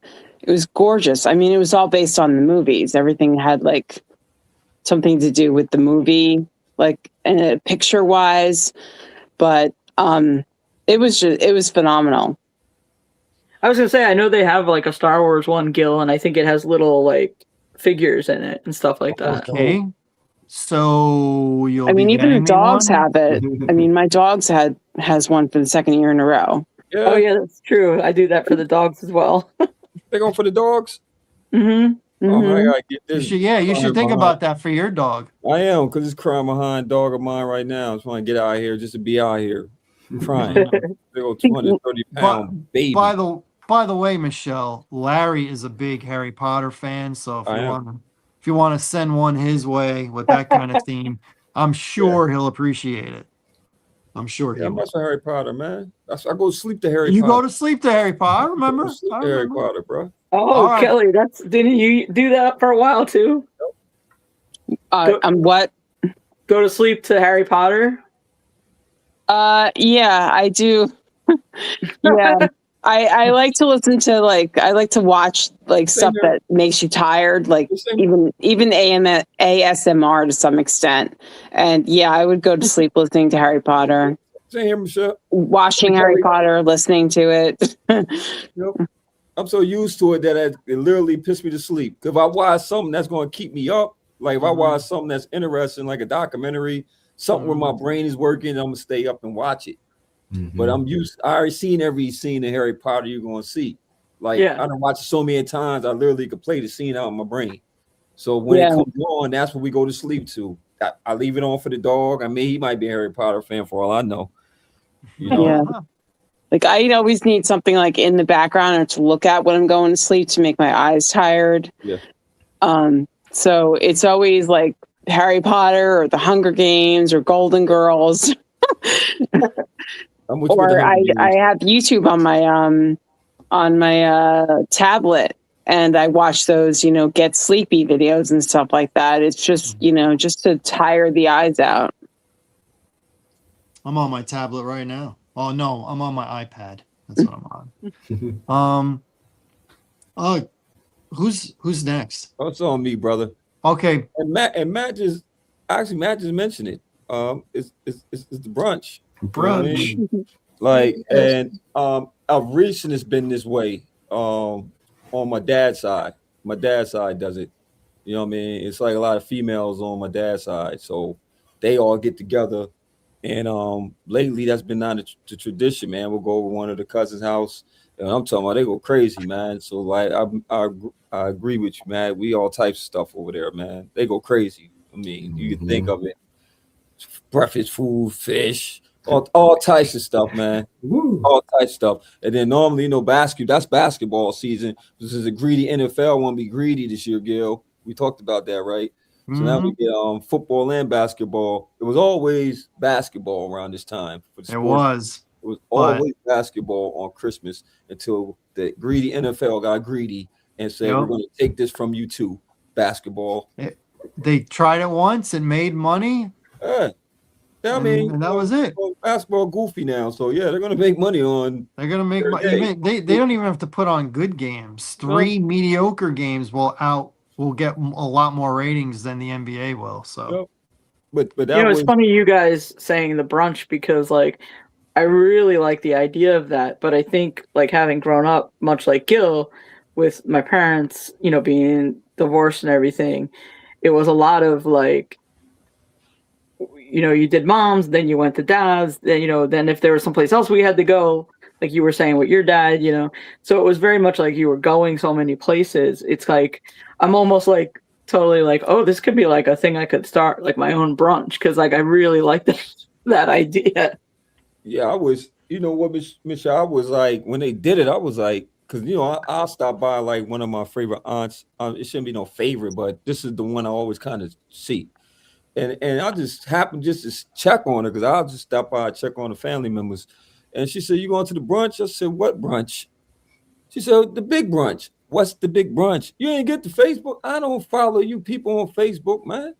I'm not that guy, man. I'm not the DM guy. I'm not the new generation live off my phone guy. I just not when it comes to people. If I know you, I'd rather interact with you. I'm not going to be spying on you or my fault, not even spying, but come across your timeline and get caught up in that time bubble. I'd rather deal with you face to face and deal with you on a personal level. And I think that's a lost art nowadays because everybody's so quick to go to social media, but you won't call the person that you quick to go to social media about. But it's I don't always want to. I don't want to talk to them. I just want to see. Oh, they posted a picture. Hey, the kid's getting big. Swipe. swipe, swipe. But it's good for family, man. This it's like I always say this time of year, even for me being not that it's not even really about celebrating for the most part. It's just more like at this time of year, I always dig it because people get to act human for once. You know what I mean? Like you don't gotta be, from January to probably October. We are like so anal with ourselves, whatever we got going on our personal lives, you know what I'm saying? But then it's like always around this time, you start to be like more jovial, you wish people, merry holidays and you know what I'm saying? Like Yeah. Yeah. part the human experience is what I dig more than anything. You know what I mean? You walk past the Salvation Army, Yeah. the guy with the bell, and you say Bell Merry out there, Christmas. I don't normally say Merry Christmas to any complete nah. stranger, but I do to the or, Salvation Army guy. or this time of year for the people that's less fortunate, the homeless people like that, people really look out, man. They'll give them like food, they'll look out for them, man. Stuff like that. So it's like the one time you get to be civil, and then you could be an a-hole once New Year's come back around. Right. Well, you got to be yourself, right? You gotta be so people, right, Gil? Yep. All right, Kelly. We're down to number 2. Okay. My next one is Christmas Eve day, and usually we would go about an hour north and to my aunt's house, and have Christmas lunch, dinner. We always had chicken parmesan because everybody liked that. Oh man. So it was more like and we were there like from 12 to 4. And we would exchange gifts and we would eat and we would, watch football, of course. And it was always a fun time. We don't really do it that much anymore now that like the cousins have all kind of grown up and have their own families and things like that. So, but it was always a fun time. We don't really do it that much anymore now that like the cousins have all kind of grown up and have their own families and things like that. So, Yeah. it was always a fun time. We don't really do it that much anymore now that like the cousins have all kind of grown up and have their own families and things like that. So, But it was definitely something that we all look forward to every year, getting together, because we don't really see them. It's the only day of the year we actually see them. But yeah, it was always fun. Was it chicken parm really good? I'm a chicken parmesan guy, so was it really good? Oh man. I like chicken parm, so Yeah, me you too. know, it's one of those things that's I don't want to say easy, but not complicated. Oh, you can And, mess it up, bro. well, you don't want the chicken to dry out. Yeah, that too. You don't want that. Or But just ain't My aunt seasoned. makes really good chicken parm. We all wanted it because it was like the only day of the year that we could have it. my wife makes the best chicken parm I've ever had in my life. In your life? Yeah, and I tell her, and she thinks I'm kidding. She's like, "Oh, you're just being sweet." I go, "This is the best chicken parm I've ever had." Ever had. She makes a lot of good things. That might be top of the list for sure. All right, Matt, finish us off at number 2. Oh, my number 2 has been on the list a few times. Movies, particularly The Polar Express, has been a recent, favorite of mine to watch over and over because it's very heartwarming. Tom Hanks does all the voices. He does, didn't he? It's the animation style is unique and like it feels real but whimsical at the same time with their animation style. The story's good. The cast, I know it's a cartoon, but the voice acting and stuff, like it's encompassing and it feels like a good movie. So I've been watching that, I guess since it came out. It's probably been 15 years or so. Yeah. Hey, man, he did the kid voice too? Tom Hanks did the kid voice too? No, he did the all the conductor and everything like that. The hobo, Santa Claus. I think they made a lot of the characters look like him. That was the main thing they did, like with the weird. And the boy's dad, when he gets home, the boy's dad is Tom Hanks too. Man, but yeah, so with that, I've never seen Polar Express, man. I gotta check that out, man. My What? friend watched it. I like it a lot, decent movie. but I don't like that type of animation. Yeah, I didn't love the animation either. And my son just watched it at school last week for the first time. Did he like it?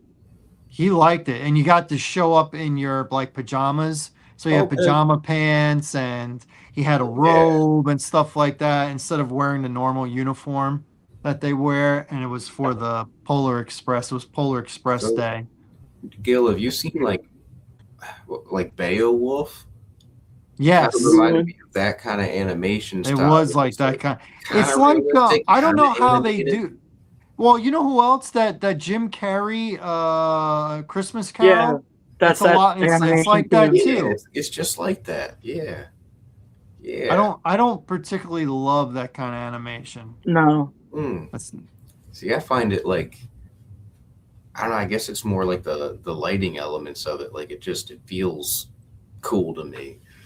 I mean, maybe your age there, because it's too much like video games and it doesn't look like a real cartoon.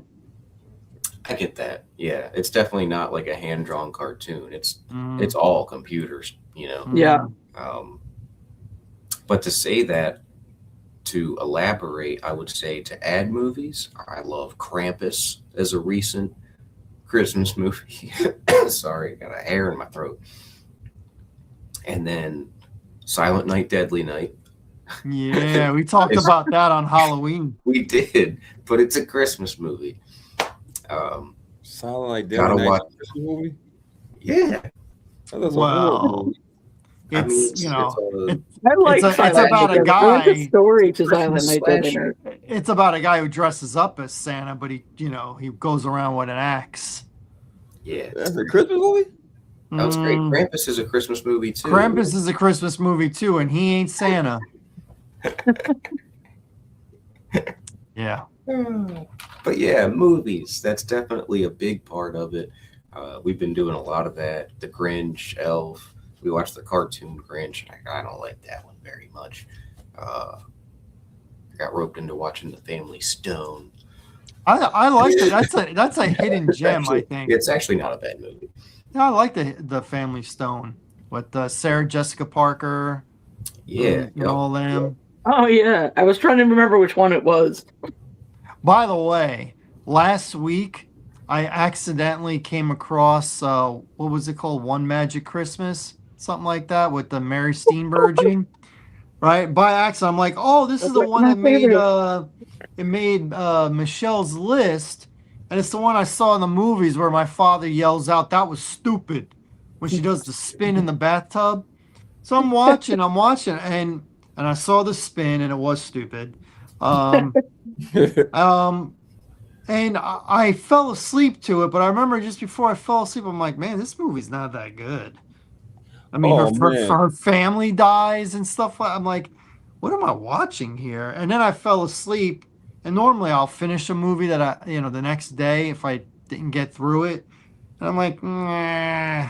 I think Obviously, you don't know how the story goes if you didn't there's a finish it. reason why I didn't remember it when I saw it in the movies. So I will El Paso El Paso. on the rest of Oh that. man, El Paso. El Paso. All right. My number one. Now, I wasn't going to do an honorable mention, but as we've been talking, I remembered, things got triggered. As an honorable mention, my mother used to take Christmas cards, ones we got that particular year, and ones from the past because she didn't get rid of them. And she would put them on the frame of the door throughout our apartment. She would use like that blue, like tacky stuff to hang them up. And we had so many Christmas cards.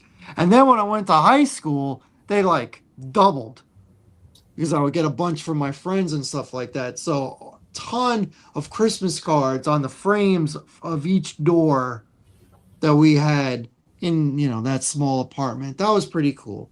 My cool. number one, no big surprise. Number one, Christmas Day, opening up presents. As a kid, opening them up as a parent, watching the kids open them up, seeing their faces light up with my stepkids and my son now. I get it from both ends of the spectrum because there was a gap. There was a time when I was anti-Christmas. Anti? But anti-Christmas, yes. Anti-Christmas. As you guys know, I'm divorced. So I had a family with my first wife, and then I didn't have anything. And I'm like, Christmas just reminds me that I'm alone, and stuff like that. So I didn't do anything on purpose. Then I met Mary, all the kids, had a kid of my own, and it came back. And by it coming back made me remember what Christmas was for me back in like the 80s and stuff like that. So I'm not saying it like opening up presents like receiving.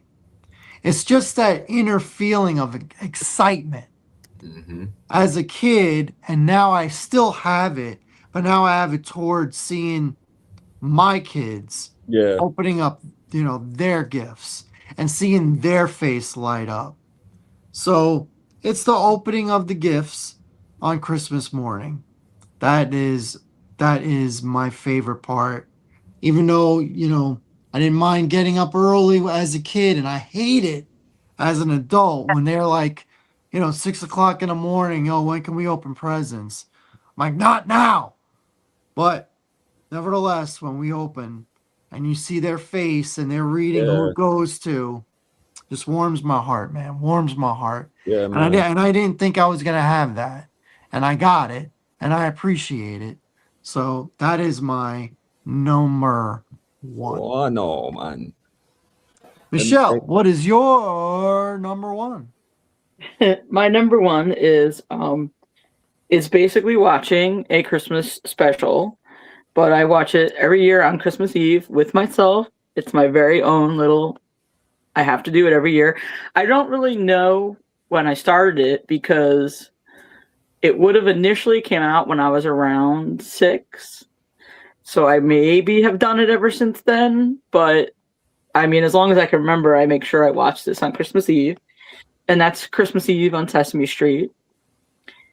And it's funny because there was a few things that everybody mentioned. Like earlier, Larry was talking about the not sleeping and staying up, and like there's a whole part in Christmas Eve on Sesame Street with Big Bird trying to stay up for Santa, and nobody can find him because he's up on the roof, and he like dozes off for a minute, and while he dozed off, Boom. everything Santa! happened. Santa came, and he's like, I can't believe it.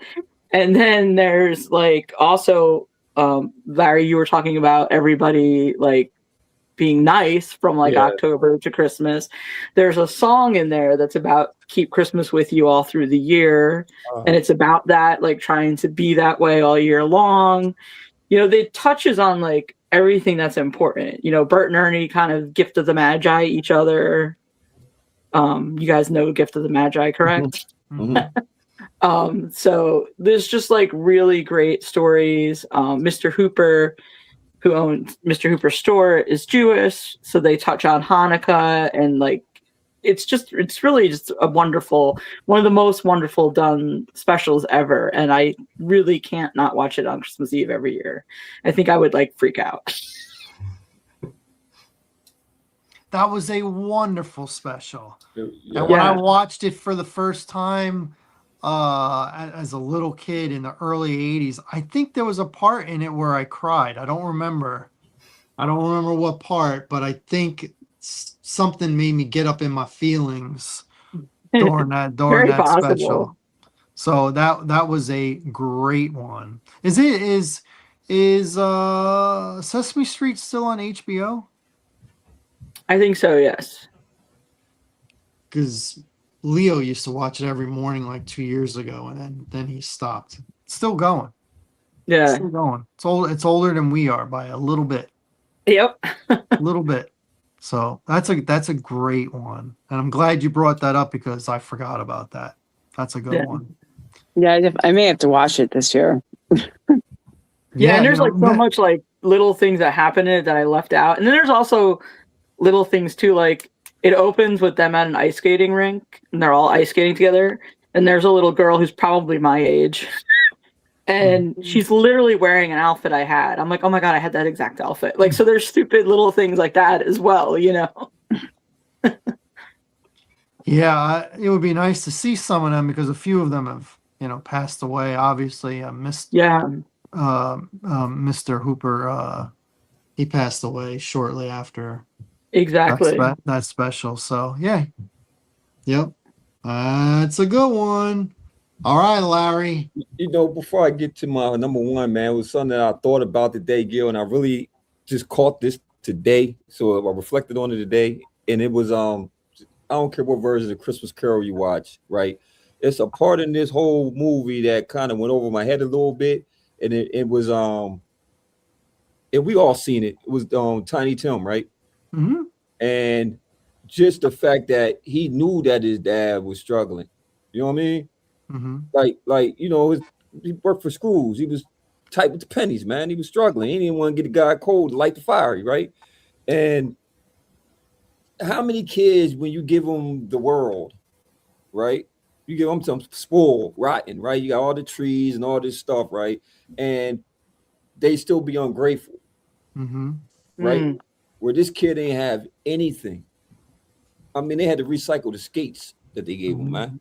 But he never looked at his parents and looked at them like, why me or woe to me? He was just happy to be with his family, man. And I think that misses a lot of people, that part. Yeah. We get so caught up in the presents and the gift, and that's cool, the gift exchanges, but I'm talking about the parents that really don't have it. And you'll go broke, extra broke. And I get it. You want to make sure that the kid is happy, but I think we miss a lot of lessons in that to say that, because if you don't have it, then this kid just, oh my God, I have the worst Christmas ever. My parents ain't this and that. And it puts a bad feeling in the parent and the child, But if you don't got it, you ain't got it, man. Sometimes you ain't got it, you ain't got it, And that part of the movie stuck with me a little bit more when I thought about it. I said, man, this kid ain't have nothing. But he never made his parents feel like you know, they were worse than already how they were already feeling probably. And Tiny Tim was the kind of kid that, if he had a nickel, Yeah, he would give that nickel to his father, yeah, just to help him. And, I mean, that was, that that part. was heartwarming Yeah, stuff. Yeah, bro. That part. So 100%. and that was stuck with me. So I said, for everybody watching the show, man, don't forget about the reality of what this is supposed to be about, man. Enjoy your family members because you never know who's gonna be here next year.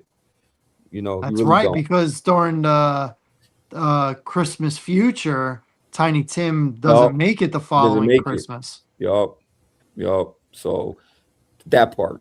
And my number one is like anybody's number one, I would think. Like you just said it, Gil. Just open the presents. You know what I mean? Like that's we lived this, right? Open them presents. And then afterwards, we'll go to like my grandma, like my mom's mom. And you know, you went to different family members because they had a gift for you. But we always Hmm. went to my grandma's house because it was like you were saying, Kelly, how you just went to that place to eat. And your grandma. So she go, you know, she's always like, you know, go hard, man. So we'll go over there and she'll, you know, have everything. You know, and then all the family members come over. You know, she was a matriarch, so everybody went to grandma's house um, for afterwards. After we had Hmm. our own little thing at our house, we always went to my mom's house. You know what I mean? And we just had dinner, family, jokes, laughing, movies. You know, everything, man. Just being around your family, man. So that was the number one for me. You know, that part. You know, You're talking about that. One of the things I actually kind of like sort of forgot about in a way, probably because my grandmother's been gone for 10 years. But what she always did, which I thought was cool when we were kids, is she would always sleep over on Christmas Eve. And she kept doing that until she became a snowbird.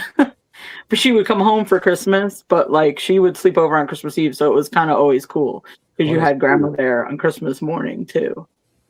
Oh, that is cool, man. That Had your is grandma cool. there, man. Hmm. We don't love their grandma, man. Yeah. Right? Like, you know, Yeah. All right, Kelly. Number one. Okay. My last one is Christmas Eve night, which is when I wrap everybody's loot. And I also watch 24 hours of A Christmas Story oh man. Oh, Why rapping? Why rapping? while wrapping. I don't necessarily pay attention to it for 24 hours and I'm not home the whole time, but I do end up catching it at least once from start to finish in that 24-hour period. And it's usually when I'm drunk off being tired and it's 2 o'clock in the morning and I'm still wrapping presents. It's kind of mellowed out as the kids have gotten older. They just want cash. mhm. So it's been a lot more simpler. So I want to start some new traditions like taking the dog to see Christmas lights and stuff like that. But to me, Christmas is about giving. Yeah. It's not about receiving. Are you sure the presents calm down? Because I know how much you buy for Dublin. Well, Dublin has replaced the human children. And so yeah, it's giving is the most important thing to me, even with any holidays. I mean, I'm not good at receiving gifts anyway, but it's just I've always been the person who loves just giving gifts, and I like the feeling of seeing somebody open something that I've given them that I know that they'll love. So that's what's important to me. And that's what makes me happy. So, yeah, I usually spend Christmas Eve wrapping everything and watching A Christmas Story for 24 hours. That remind me of Kelly, my lady. She's a giver, man. That's her. Like she's 100%. She don't like. It's hard for her to receive. You know what I mean? So I mean, like, I get that. I get what you're going at with that one for real. Like she's such a giver. I'm like, she's going away for this her holiday, which go celebrate your family, man. I'm with that. She's Yeah. going with her favorite cousin to celebrate, and they got the gift exchange. She already went crazy getting her books and all types of stuff. So I was like, you know what I mean? Like, I'm Grinch, man. I'm Scrooge. I'm that guy, man. I'm at the house, and it'll be me and the dog. and the buddy, me and my buddy. You know what I mean? But it's cool. You know, like as long as people I care about have fun on this day, that's all I really care about at the end of the day. You know what I mean? That y'all have the best holiday, you know, for you, the kids, the dog, everybody. And Dublin, is he Irish? Does he have Irish in the bloodline? No, he's English. He's a bull terrier. English. Oh, you're the English bull terrier, Dublin. I thought Dublin was in Ireland, man. It is in Ireland. It's in Ireland, right? Dublin, Ireland. But the English, did they own Ireland? They kind of owned Ireland, didn't they?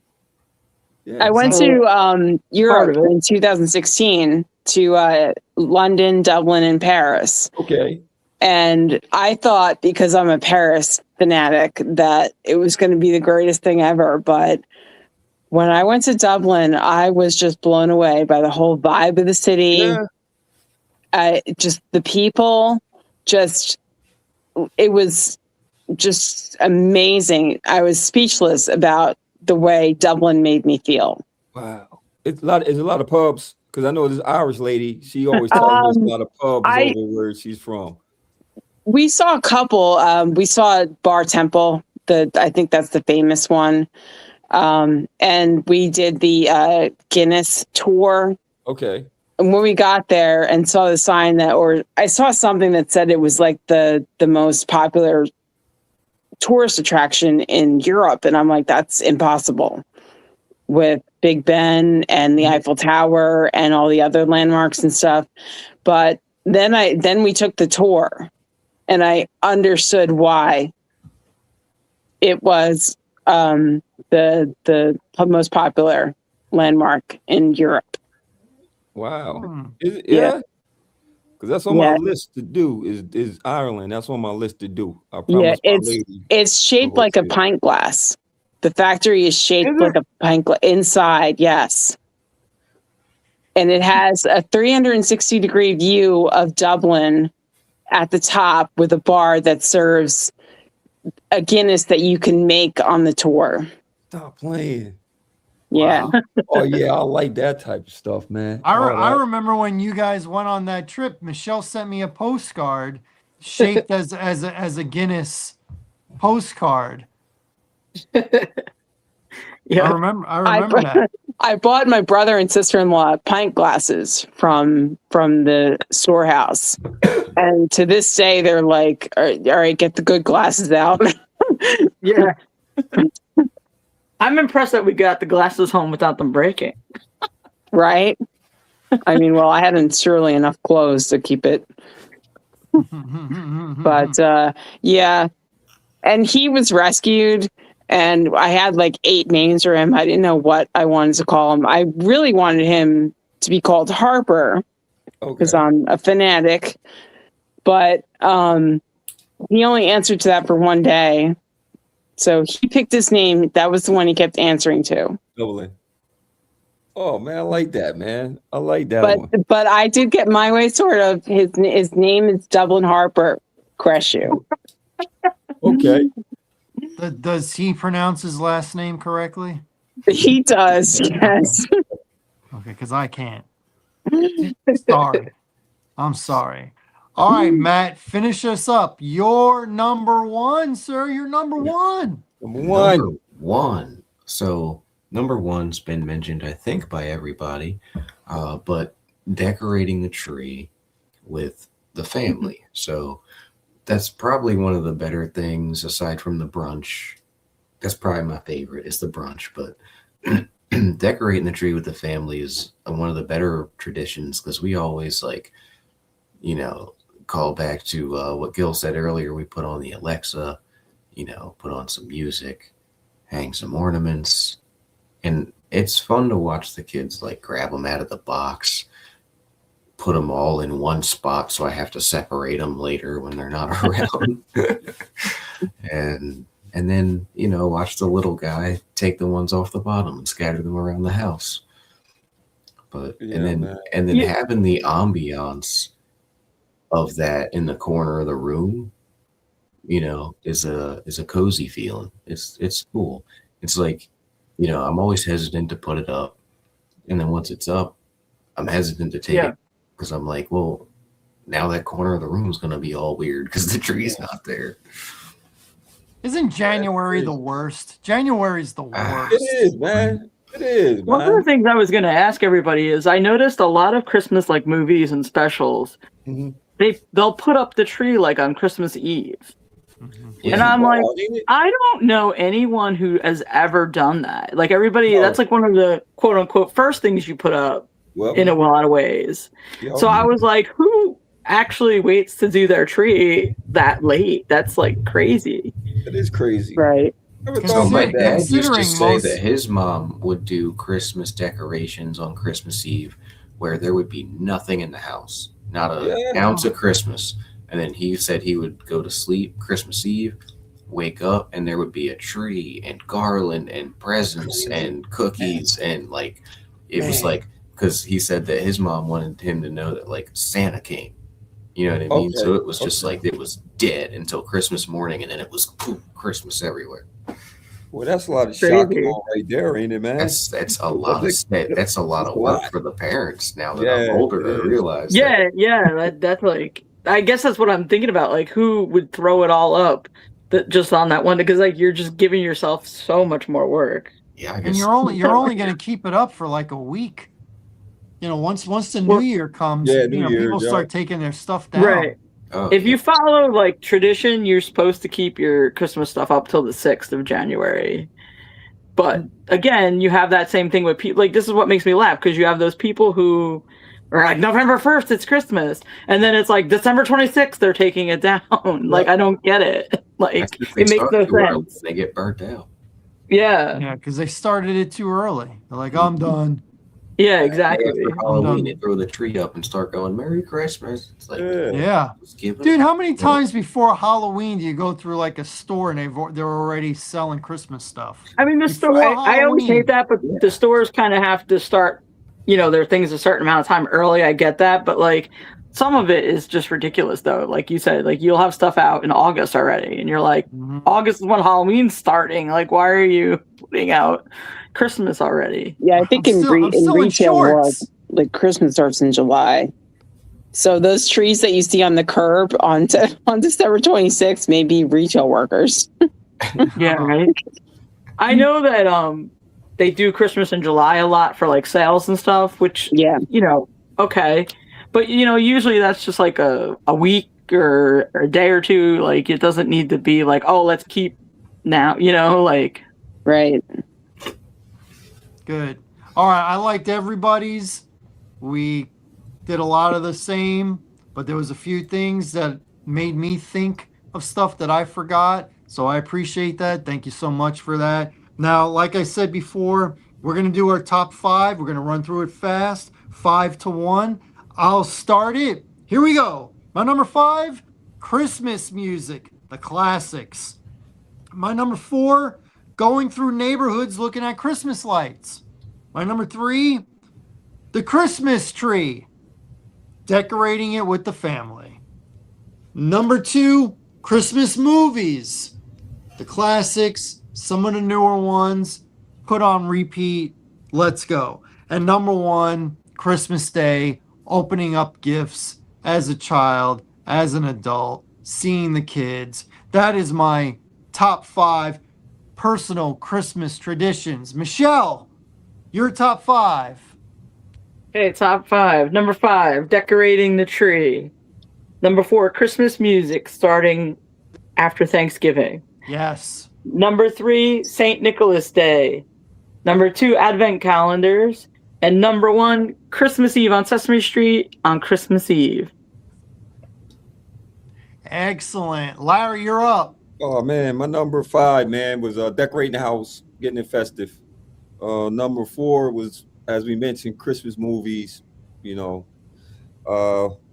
3, not getting any sleep, anticipating the big day. Number 2 was always a brunch after all the presents was open, family brunch. And then my number 1, opening presents and then seeing my grandmother, having dinner at my grandmother's house. So that was the biggest thing. Excellent. Kelly, you're up. Your 5 are. My Christmas kickoff, How the Grinch Stole Christmas on Thanksgiving night. Christmas tree decorating with the popcorn and cranberry tinsel. Christmas stories. Twas the night before Christmas, and all the Christmas cartoons, especially Garfield. Number 3, excuse me, yeah. Sorry. Number 4, Christmas Eve day, Christmas with the extended family. Number 5, Christmas Eve night, wrapping presents, and 24 hours of a Christmas story. There you Excellent. go. Excellent day. There's Kelly's 5. Matt, finish us up. What is your 5? All right. 5 is my grandmother's famous butter cookies. Number 4 is driving around, creeping on everybody's Christmas lights and every development I have gas to go see. Number 3 is a big old brunch, including lots and lots of custom-made food catered to your liking. Number 2 is the Polar Express and Krampus. I'm going to throw that in there. And number 1 is coming together and watching the little guys throw their Christmas tree together that we get to look at for a month. Wonderful. I thought everybody's was great. Yes. A couple I never heard of, but mostly we kind of recycled the same thing, but everybody had a personal way that they did it or watched it or contributed to it. Absolutely. I want to thank everybody for tuning in to Yes. What's Good with Gil and Larry podcast on this Christmas spectacular number 3. Want to thank Larry Loper, Michelle Chaffatelli, Kelly Creshew. Creshew. I'll get it. You're gonna get Maybe it. next year. And of course, Matt Shackelford. We know Matt from Matt's Monday Review. Yes, sir. And please like, subscribe, tell a friend, leave a comment. Let us know about your personal Christmas traditions because I want to hear about it. Maybe a lot of them are the same as us. Maybe there's something different. I really want to hear those different ones. So, for everybody who tuned in and everybody who participated, thanks again. Merry Christmas. Happy holidays. And you can catch the What's Good with Gil and Larry podcast tomorrow on our normal sports kind of show. Until then, be safe. Yes. Merry Christmas. Merry Deuces, Merry y'all. Christmas. Merry Well, Christmas. Thank y'all once again for blessings with y'all presence, man. We appreciate y'all 100%. Let's do it again. You already know it, partner. Nah.